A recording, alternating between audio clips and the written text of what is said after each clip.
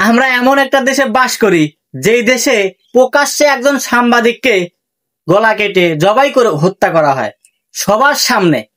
এমন একটা দেশে আমরা বাস করি যে দেশে কারোর নিরাপত্তা বলতে কোনো কিছু নাই। একটা সাধারণ মানুষের যে নিরাপত্তা থাকা উচিত সে নিরাপত্তাটা বলতে কোনো কিছু নাই আমাদের দেশে। সবার সামনে মানুষ তাকায় তাকায় দেখতেছে একজনকে জবাই করে হত্যা করা হলো, আর সেটা কোনো বিচারও নাই। কে করলো কে করে নাই তারও কোনো প্রমাণ এ পর্যন্ত সাংবাদিকরা পর্যন্ত দিতে পারে নাই যে এই হত্যাটা করলো কে।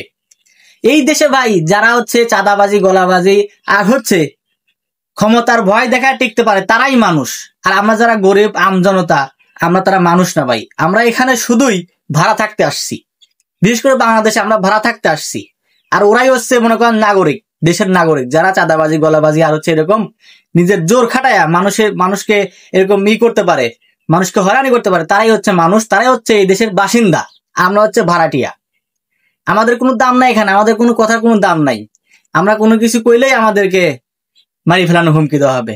এই কিছুদিন আগে ধরেন একজনকে পাথর দিয়ে ছেঁচিয়ে মারি ফেলানো হলো চাঁদা না দেওয়ার কারণে।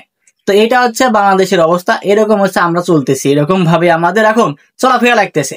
যেই মনে করেন গদিতে আসুক, যারই মনে করেন গদিতে মানে এই পাছাটা পড়ে সেই মনে করেন যে রাজা হয়ে যায় দেশের। তার হচ্ছে ওই যে চোখটা চলে যায় টাকার দিকে, যে কিভাবে খাবো, কিভাবে কি করে, কিভাবে নিজের ব্যাংক ব্যালেন্সটা নিজের পকেটটা ভরবো, নিজের পকেটটা ভারী করবো। মানুষ পিছন মারা দিয়ে খায়, সমস্যা নাই, মানুষ মরে যাক, এদেশের মানুষ পিছন মারা দিয়ে উল্টায় পড়ে থাকুক, আমরা আমাদের মতো চলবো, আমাদের মতো বিলাসিতা করব, হয়ে গেল। সবার চিন্তা এটা, যেই আসুক।